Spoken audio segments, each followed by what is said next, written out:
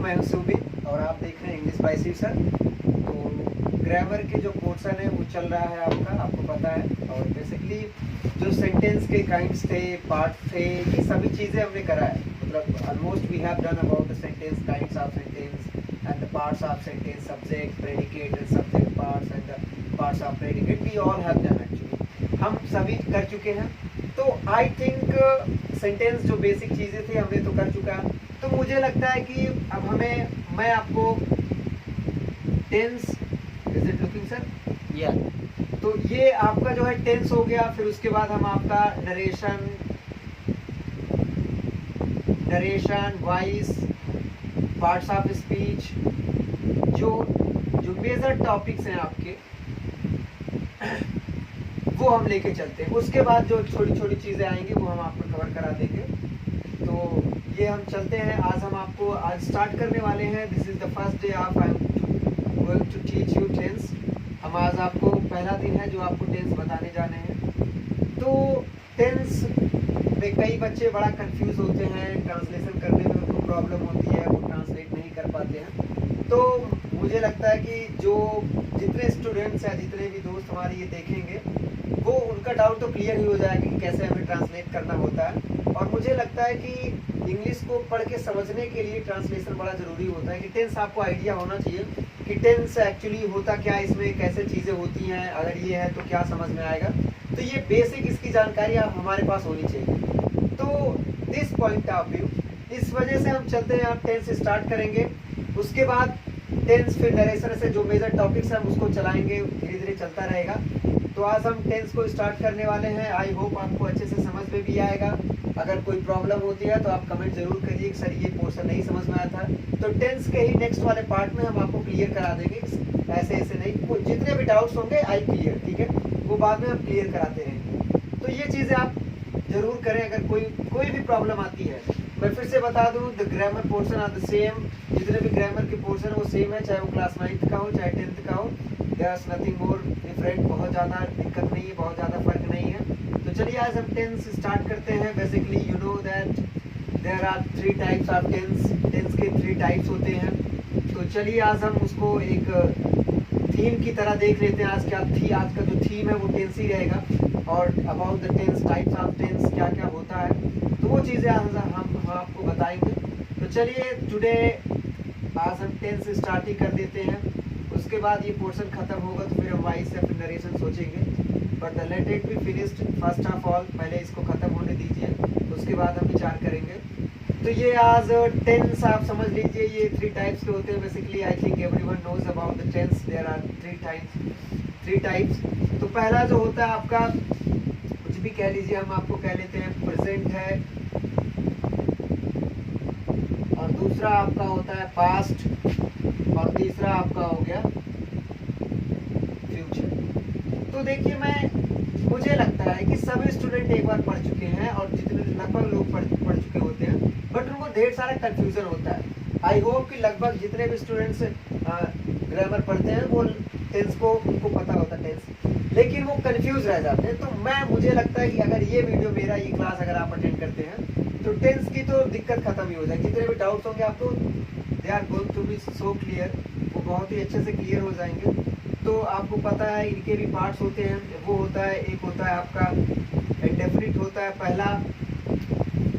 और मैं आपको बता दूं कि इसमें ढेर सारी चीज़ें सिमिलर होंगी।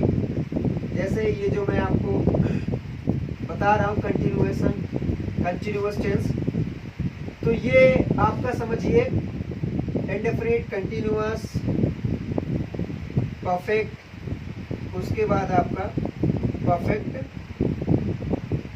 कंटिन्यूअस टेंस, ठीक, कंटिन्यूअस।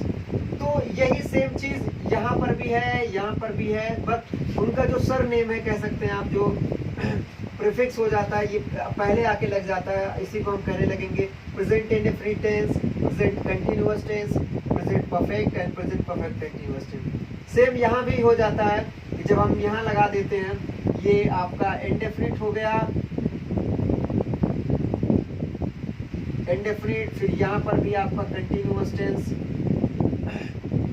तो यही चीज़ें आपकी रहनी है। इसमें भी और फ्यूचर में भी, सभी में यही है। तो आप ये समझिए,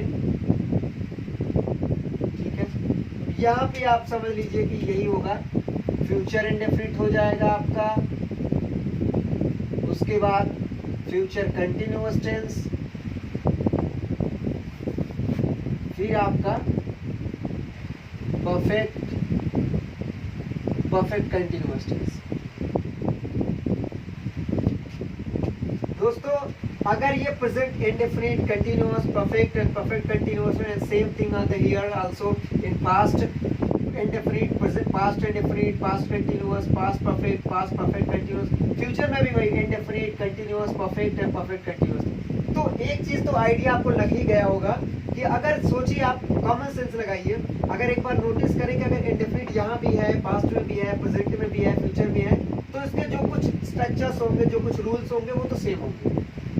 क्योंकि यहाँ पर बदल क्या रहा है, प्रेजेंट बदल रहा है, पास्ट बदल रहा है, सरनेम हम बदल रहे हैं, एक प्रकार से कह सकते हैं। तो पहले की चीजें बदल रही, प्रेजेंट सिर्फ, पास्ट और फ्यूचर, बाकी चीज तो वही है। तो एब्सोल्युटली समथिंग, मतलब something is going to be same.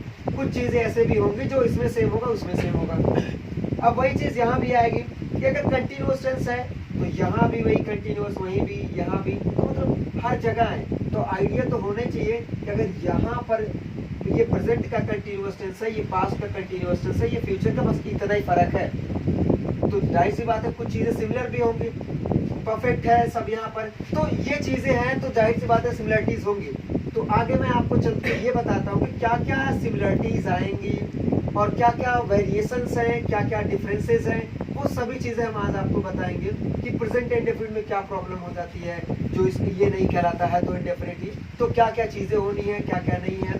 तो बारी बारी से हम कुछ पॉइंट्स भी आपको क्लियर करा देंगे। उसके बाद फिर प्रेजेंट इंडेफिनिट को लेकर चलेंगे, एक एक करके बढ़िया से आपको क्लैरिफाई करते हुए, एलाबोरेट करते हुए, एक्सप्लेनेट करते हुए, हम आपको एक्सप्लेन करते हुए अच्छे से लेके चलेंगे। तो चलिए हम कुछ विशेष चीज़ें आपको बता दें कि क्या क्या चीज़ें सेम होनी है और क्या क्या नहीं होने। कुछ बेसिक पॉइंट्स होते हैं, मैं आपको क्लियर करा दूँ, उसके बाद हम आपको चलते हैं लिवाकर। तो इसमें जैसे पहला आएगा आपका कि जो एक स्ट्रक्चर होता है, जो एक बेसिक, जो फाउंडेशन स्ट्रक्चर होता है जब हम सेंटेंस को क्रिएट करते हैं, वो आपका यही होता है कि सब्जेक्ट आ जाता है सबसे पहले।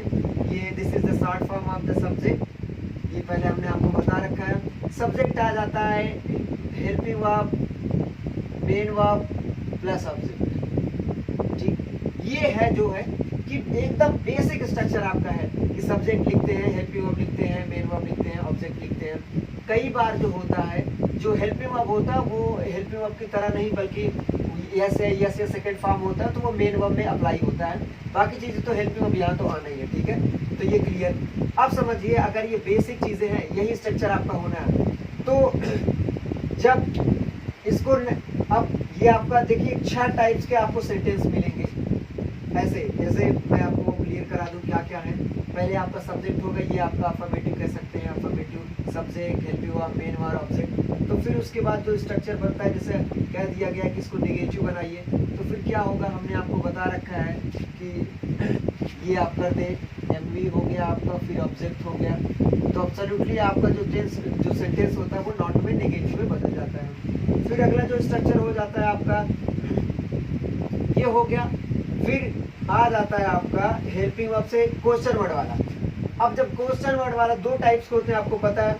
एक होता है हेल्पिंग वर्ब से स्टार्ट, एक आपका हेल्पिंग वर्ब से स्टार्ट हो जाता है, हम इसको नॉट लगे हाथ लगा दे रहे हैं।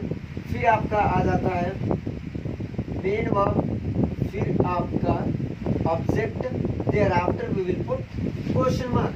और जो दूसरा आपका होता है क्वेश्चन टाइप का बनता है, वो आप ये कह सकते हैं कि सबसे पहले हम क्वेश्चन वर्ड को स्टार्ट करते हैं, फिर आपका हम लिखते हैं हेल्पिंग वर्ब, फिर आ जाता है सब्जेक्ट। नॉट लगा दे रहे हैं लगे हाथ, अभी हम आपको बता दे रहे हैं कि नॉट इसी के साथ हमने क्यों लगाया है, क्योंकि हम ज़्यादा बढ़ाना नहीं चाहते। अब देखिए, अब समझ लीजिए, ये बेसिक स्ट्रक्चर होगा सेंटेंस में, जो जितने भी टेंस पढ़ेंगे आप ऐसे ही रहेगा, सब चीज़ें ऐसे रहेंगी। ये चीज़ें आप हमेशा याद कर लें, ताकि जब मैं आपको प्रैक्टिस कराने लगूँ, ट्रांसलेशन करने में आपको आसानी होगी। कि सब्जेक्ट एचवी, एमवी, ऑब्जेक्ट, उसके बाद सब्जेक्ट एचवी, नॉट लगा है, जब अफर्मेटिव को हम निगेटिव में बदलते हैं तब हम हेल्पिंग वर्ब के बाद नॉट लगाते हैं। ठीक, अब देखिए दो टाइप्स के हमारे क्या होते हैं, सेंटेंस होते हैं। कौन सा? Interrogative sentence. पहला एक जो यस या नो में आंसर दिया जाता है, जैसे वो कैसे स्टार्ट होता है, हेल्पिंग वर्ब से स्टार्ट होता है। और दूसरा क्या होता है जिसको एक्सप्लेन करना पड़ता है, या उसको you will have to tell something about the question, तो उसको हम कैसे स्टार्ट करते हैं, that is initiated with question word. तो वो स्टार्ट किया जाता है क्वेश्चन वर्ड से, फिर एचवी सब्जेक्ट। नॉट हम इसलिए लगा दे रहे हैं कि अगर आपको जरूरत है तो नॉट लगाएं, अदरवाइज लेट, इसको आप छोड़ दीजिए, लीव कर दीजिए, मत स्किप कर दीजिए।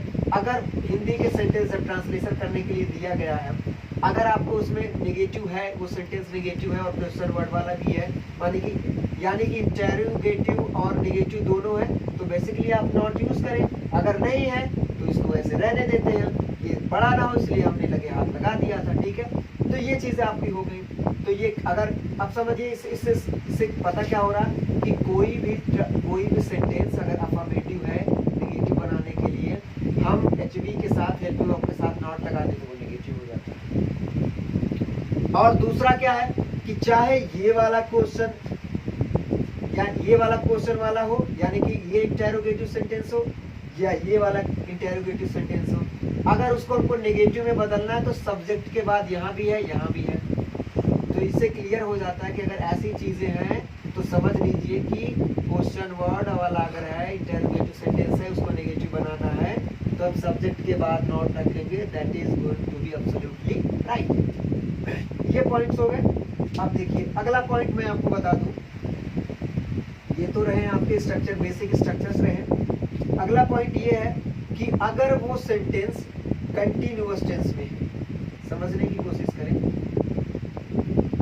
अगर जैसे कोई टेंस आपको दे दिया गया, कोई ट्रांसलेशन आपको दे दिया गया, अगर वो कंटिन्यूअस टेंस से बिलोंग करता है, अब इसकी डिफिनेशन क्या होगी वो आपको पता हो जाएगी, कंटिन्यूअस किसे कहते हैं किसे नहीं कहते हैं। तो समझ लीजिएगा एक चीज हमेशा आप ध्यान रखेंगे कि जब भी उसका वर्ब हम मेन वर्ब लेंगे तो उसमें हम आईएनजी सेलेक्ट कर देते हैं। ठीक, आईएनजी ऐड कर देते हैं। ये रहा आपका नेक्स्ट। और अगला जो पॉइंट मैं आपको बताने जा रहा हूँ, वो अगर कोई परफेक्ट टेंस है, परफेक्ट टेंस बोले तो अगर कोई ट्रांसलेशन जो दिया गया, जो सेंटेंस दिया गया है, अगर वो परफेक्ट है, अब ये परफेक्ट क्या होता है वो भी मैं आपको जब स्टार्ट करके बताऊंगा, तो वो समझ लीजिए उसके वर्ब में हमेशा थर्ड फॉर्म ऐड करेंगे। ये मान के चलिए कितनी चीजें, ये जो बेसिक स्ट्रक्चर है ये आप याद रखेंगे। और अगर कोई वो सेंटेंस जो आपको दिया गया है ट्रांसलेट करने के लिए, अगर वो कंटिन्यूअस टेंस में है तो उसके वर्ब में आईएनजी जरूर लगाएंगे। ठीक, और अगर वो सेंटेंस जो आपको ट्रांसलेट करने के लिए दिया गया है, अगर वो परफेक्ट है तो हम उसके वर्ब के थर्ड फॉर्म में जरूर लगाते हैं। ठीक, और मैंने आपको शायद पहले वीडियो में बता दिया था, जब हेल्पिंग वर्ब ज़्यादा हो जाते हैं, जैसे has been, will have been, तो जब ये टाइप्स के आते हैं ज़्यादा 2-3 वर्ड्स वाले आ जाते हैं, तो जो उसका प्रिंसिपल वर्ड होता है उसे हम क्या करते हैं, उसी को हम पहले रखते हैं, उसी को हम बेसिक मान के नॉट का यूज़ करते हैं, इस तरह से करते हैं। तो चलिए आज हम प्रेजेंट इंडेफिनिट आपको फिनिश करा देते हैं। ठीक है, तो चलिए आज हम आपको प्रेजेंट इंडेफिनिट स्टार्ट करते हैं। ये चीज़ें आप नोट कर लें, याद भी रखें, ये बहुत ही हेल्प करेगा आप पर ट्रांसलेट करने में। और मुझे पता है कि बच्चे बड़ा कंफ्यूज हो जाते हैं जब बात आती है प्रेजेंट इंडेफिनिट की, क्योंकि वो ये कंफ्यूज हो जाते हैं कि यस लगाएं कि ना लगाएं, कहाँ लगाएं, कैसे लगाएं। तो वो ढेर सारी चीज़ें, जितनी भी डाउट होंगी, ये क्लास देखने के बाद आपका सब खत्म हो जाएगा और आसानी से आप कोई भी टेंस हो, चाहे वो प्रेजेंट इंडेफिनिट से बिलोंग करता हो, चाहे पास्ट इंडेफिनिट, एकदम क्लियर हो जाएगा। तो मेरे प्यारे मित्रों, चलिए हम स्टार्ट करते हैं आज प्रेजेंट इंडेफिनिट टेंस। ठीक, प्रेजेंट इंडेफिनिट टेंस। ये स्टार्ट करने से पहले मैं कुछ चीज़ें इसके बारे में बताऊंगा ज़रूर। मैं बहुत ही एकदम शॉर्ट तरीके से बताता हूँ, क्योंकि इसमें ज़्यादा टाइम वेस्ट नहीं करेंगे हम, और एकदम समय भी कम लेंगे और हर चीज़ें क्लियर भी करा देंगे एकदम बढ़िया से। बट कीप वॉचिंग, आप देखते रहिए, जितने भी इसके पार्ट्स आते हैं, पार्ट 1 सेंटेंस के बढ़िया से आप देख लीजिए, पूरा टेंस क्लियर हो जाएगा। तो मैं ऐसे ही पढ़ाता हूँ कि जो इसका हेल्पिंग वर्ब होता है, वो होता है आपका डू होता है और एक होता है डज होता है। प्यारे प्यारे एकदम क्लियर हो जाएगा सारी चीज़ें। Helping verb do does. और मैं बता दूं जो डू का इस्तेमाल करते हैं हम करते हैं प्लरल के साथ यूज़ करते हैं, ठीक है। और जो डज का इस्तेमाल करते हैं वो हम करते हैं सिंगुलर के साथ हमेशा, ठीक है। सिंगुलर के साथ हम यूज़ करते हैं। और मैं एक चीज़ नोट में अक्सर लिखवाता हूँ हर बच्चों को, इसमें एक चीज़ और लगता है ES और S और ES इसमें लगाया जाता है। अब कंडीशन ये आता है कि ये ES कहाँ लगाएंगे और ES कहाँ लगाएंगे। तो मेरे प्यारे साथियों मैं आपको बता दूं कि और इसकी कंडीशन ये है कि जब सेंटेंस हमारा क्या होगा, सेंटेंस क्या होना चाहिए कि singular subject plus simple sentence. ये आप जरूर ध्यान दें कि हम ये क्यों लिख रहे हैं दोस्तों। ये समझिए कि ये आपको यूज कब करना है, ES और ES तभी हम यूज कर सकते हैं जब हमारा सेंटेंस सिंगुलर हो, सिंगुलर सब्जेक्ट वाला हो। जब हमारा सब्जेक्ट क्या होना चाहिए, सिंगुलर सब्जेक्ट का हो और सिंपल सेंटेंस का हो। अब बात ये आई कि सर आपने कह तो दिया कि सिंगुलर सब्जेक्ट होना चाहिए, सिंपल सेंटेंस होना चाहिए, लेकिन यहाँ पर तो हम देख रहे हैं ES और S है। तो ये लॉजिक कैसे समझ में आएगा सर, ये इसको हम कहाँ यूज करेंगे। तो मेरे प्यारे साथियों इसका भी एक सॉल्यूशन है, वो मैं आपको बताता हूँ। ऐसे मैं कॉलम बना दिया। तो ES आप कहाँ कहाँ लगाएंगे ये ध्यान देंगे। जब कोई मेन वर्ब आएगा, जब कोई वर्ब आए और वर्ब का जो लास्ट एक लेटर या फिर 2 लेटर्स या एक लेटर हो चाहे 2 लेटर्स हो, अगर वो ऐसे हैं जैसे पहले CH आ गया, SH आ गया, डबल S आ गया, O आ गया, Z आ गया, ठीक है, OZ आ गया।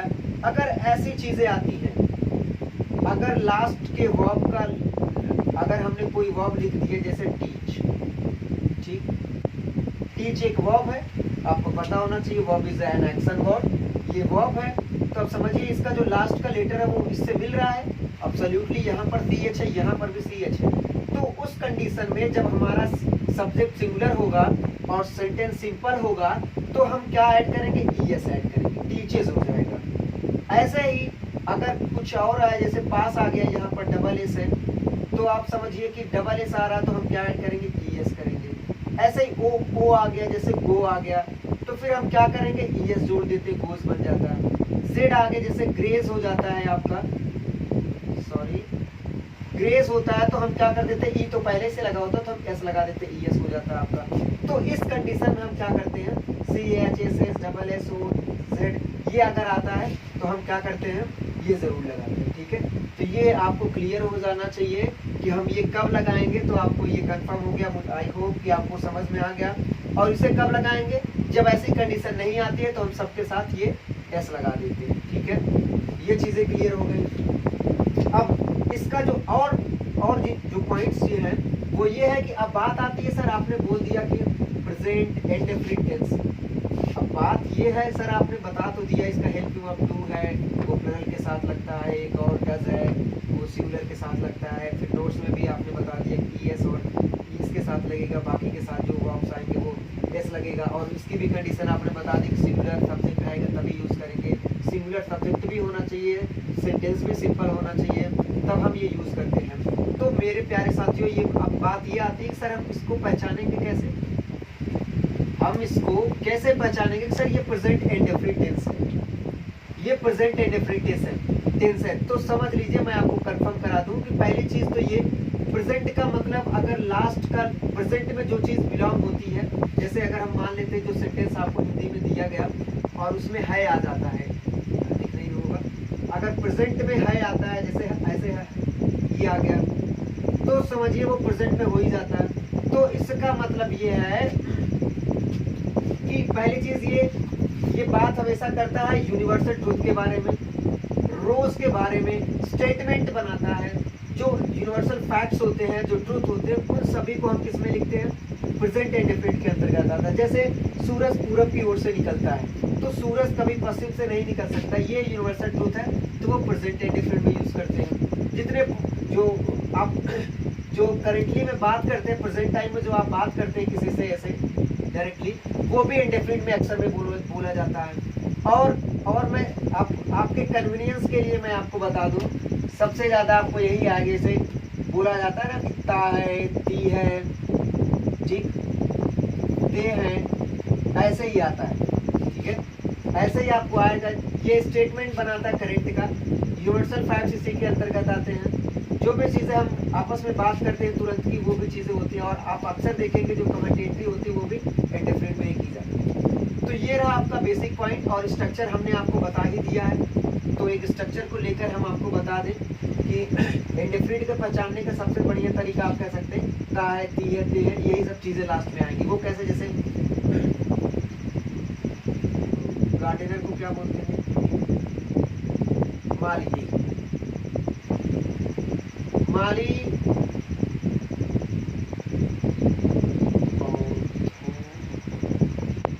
को पानी देता है, माली पौधों को पानी देता है। अब देखिए सब चीज स्ट्रक्चर हमने आपको पहले ही बता रखा है कि सिंपल सा जो स्ट्रक्चर होता है वो ये होता है, सब्जेक्ट एचवी, फिर उसके बाद ऑब्जेक्ट। तो ये समझ लीजिए ये अफर्मेटिव सेंटेंस है, किस लिए है, क्योंकि यहाँ तो ना तो कोई चीज नेगेशन में है, या नेगेशन का मतलब नेगेटिव में नहीं है, और ना ही कोई क्वेश्चन पूछा जा रहा है। आप समझिए कि अगर ये कोई क्वेश्चन नहीं पूछा जा रहा तो बेसिकली वो क्या है आ गया। अब मान लेते हैं ये कोई सेंटेंस आपको दे दिया गया, है आ रहा है, इसका मतलब वो प्रेजेंट का है, बेसिकली प्रेजेंट का है। तो ये एक स्टेटमेंट है, ये बात की चीजें बताई जा रही, बोली बात करते हैं, और वो ता है आ गया, तो इसका मतलब ये क्या हो गया, ये प्रेजेंट इंडेफिनिट टेंस में आ गया। अब आपको इतना पता हो गया कि ये टेंस, ये सेंटेंस जो हमने दिया है वो प्रेजेंट इंडेफिनिट में है। अब समझिए जब आपको ये पता हो गया कि ये सेंटेंस प्रेजेंट इंडेफिनिट टेंस में बिलोंग करता है, तो आपके दिमाग में तुरंत आना चाहिए कि इसका हेल्पिंग वर्ब डू होता है और एक डज होता है। डू प्लरल के साथ हम यूज करते हैं, डज सिंगुलर के साथ यूज करते हैं। और दूसरी चीज ये जो नोट की चीजें हैं, उसके वर्ब में अगर सिंपल और सिंगुलर सब्जेक्ट उस सेंटेंस में होता है तो उसके वर्ब में ईएस और एस लगाते हैं, और ईएस कहाँ लगाते हैं वो भी हम मेंशन कर चुके हैं, और एस कहाँ लगाते हैं वो भी हम मेंशन कर चुके हैं। तो चलिए मेरे प्यारे साथियों, हम इसको ट्रांसलेट करते हैं। इट्स लाइक एन एग्जाम्पल, ये एग्जाम्पल है आपका। तो चलिए, माली पौधों को पानी देता है, यानी कि पौधों को सींचता है। अब पौधों को सिंचाई करने के लिए जो वर्ड आएगा हम आपको बताएंगे। तो माली जो है, अगर देखा जाए तो ये क्या है, सिंगुलर है, चूंकि एक ही माली की बात हो रही है। अब ये क्या हो गया आपका, सिंगुलर सब्जेक्ट हमको मिल गया। सब्जेक्ट तो हमारा क्या हो गया, सिंगुलर हो गया। अब देखते हैं, इसमें ना तो नेगेटिव है और ना ही क्वेश्चन पूछा गया है, तो इसका मतलब ये सेंटेंस भी हमारा क्या है, सिंपल सा है। अगर ये हमारा सेंटेंस सिंपल है, सिंगुलर सब्जेक्ट है, तो हम क्या करते हैं, ये वाला फंडा यूज करेंगे, स्ट्रक्चर हमारा यही रहेगा। तो चलिए सबसे पहले हम सब्जेक्ट लिख लेते हैं। तो हमने ये रहा गार्डनर, ठीक, सब्जेक्ट हो गया। फिर एचवी, यहाँ तो एचवी कोई ऐसा आना नहीं है, क्योंकि हम इसके जब हमने बोला है कि पास्ट इंडेफिनिट में और प्रेजेंट इंडेफिनिट में एसआरईएस और सेकंड फॉर्म जब यूज करते हैं तो हम हेल्पिंग ऑफ डू डज या डिड का यूज नहीं करते हैं। तो हम यहाँ पर पानी देने का मतलब क्या, पौधों को सींचना भी क्या होता है, वाटर। वाटर ये वर्ब की तरह भी काम करता है, नाउन की तरह भी काम करता है। नाउन की तरह यूज करेगा तो वो पानी हो जाएगा, और जब ये वर्ब की तरह यूज कराते हैं, जब ट्रीट करेंगे तो वो वर्ब की तरह हो जाएगा, सिंचाई करना या पानी देना। अब समझिए ये गार्डनर सिंगुलर है, तो यहाँ पर हमको यस या यस लगाना पड़ेगा। तो अब इसका लास्ट लेटर देखिए, क्या जो हमने इसके बारे में लिखवाया था उसमें है, बिल्कुल नहीं है। तो हम सिर्फ क्या ऐड करेंगे, एस ऐड करेंगे। वो किसको पानी देता है, गार्डनर वाटर्स द प्लांट्स, ठीक है, वाटर्स द प्लांट। तो जितने प्लांट्स है वो गार्डनर क्या करता है, पौधों को पानी देता है। तो गार्डनर वाटर्स द प्लांट्स, जितने पौधे हैं बगीचे में पानी देता है। अब समझिए एक स्ट्रक्चर और हमने आपको बताया था कि सब्जेक्ट हो, एचवी हो, और जब नॉट बनाना होता है तो एचवी के बाद मेन वर्ब के बाद, हेल्पिंग वर्ब के बाद हम क्या लिख देते हैं, नॉट लगा देते हैं। तो चलिए प्यारे साथियों, हम इसको नेगेटिव में बना के देख लेते हैं। और एक चीज आप हमेशा ध्यान रखेंगे कि अगर डू डज हम इस्तेमाल कर चुके हैं तो किसी भी हालत में एस और ये सब यूज नहीं करेंगे, ठीक है। तो चलिए इसको हम यूज करते हैं, ये सिंगुलर के साथ यूज होता है, तो गार्डनर आपका क्या है, सिंगुलर है, तो हम यूज करते हैं डज करते हैं, तो ये हमारा आ गया हेल्पिंग वर्ब। और उसके बाद हम नॉट यूज करेंगे, ये आपका आ गया नॉट। फिर हम मेन वर्ब यूज करेंगे, वो होता है आपका वाटर। हम यस नहीं लगाएंगे because we have already used to or does. अगर हम ये यूज कर लिए होते हैं तो ऐसा यस नहीं लगता आपका, फिर आ जाता है प्लांट्स। ठीक है, ये आपका कंफर्म हो गया।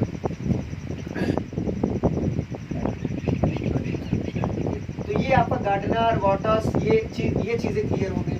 अब समझिए जो चौथा जो स्ट्रक्चर हमने आपको बताया है वो कौन सा है, कि वो स्ट्रक्चर ये है कि सबसे पहले अगर हम इसी को बना दें उसको, वो कैसे था, HV से स्टार्ट होता था सब्जेक्ट, उसके बाद आपका नॉट लिखा जाता था, फिर आपका मेन वर्ब होता था, फिर आपका क्या होता है, ऑब्जेक्ट होता है, क्वेश्चन वर्ड होता है, क्वेश्चन मार्क होता है।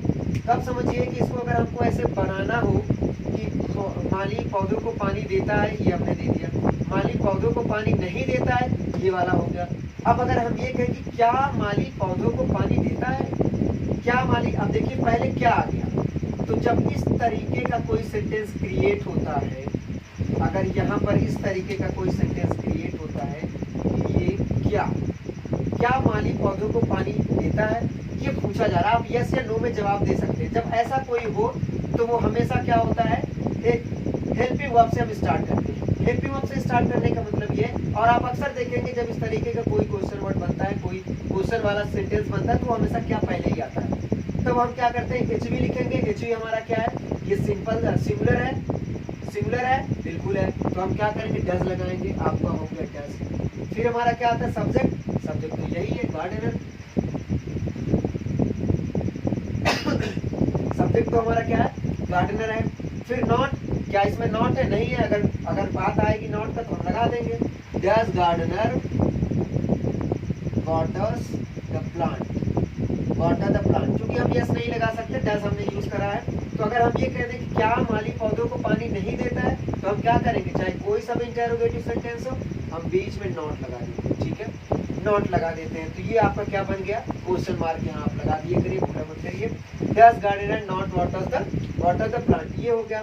अगर हम ये करें, ये पूछे कि कब माली पौधों को पानी कब देता है, कब आ जाए, तो हम क्या करेंगे, एक दूसरा वाला सबसे क्या करेंगे, क्वेश्चन वर्ड, उसके बाद HV, फिर आपका सब्जेक्ट, फिर नॉट अगर जरूरत है तो, ऐसे करके हम यूज करते हैं। हमने पहले आपको बता रखा है, वो चीज़ आप जरूर रखेंगे यार, और अगर डाउट्स होता तो आप करिएगा। तो ये हो जाएगा आपका कि when does gardener water the plants, ठीक, वाटर द प्लांट्स, ये आपका हो गया question mark. When does gardener water the plant, ये आपका हो गया। अब समझिए मेरे प्यारे साथियों, अगर ये मैं कह दूं कि गार्डनर पानी कब नहीं देता है, तो यहाँ पर आप नॉट लगा देंगे। आपको पता है कि कोई सा भी इंटरोगेटिव सेंटेंस हो वो आप इसमें क्या करेंगे, कर देंगे। अगर आपके पास बुक है, ढेर सारे क्वेश्चंस आपको मिलते हैं प्रेजेंट इंडेफिनिट के, तो आप बेसिकली एकदम बकायदा आप ट्रांसलेट करिए। जो प्रॉब्लम होती है आप कमेंट बॉक्स में बताइए, और कल मैं 1 2 4 एग्जाम्पल कराने के बाद ही मैं उसके बाद आगे चलूँगा, आगे अगले वाले टेंस पे।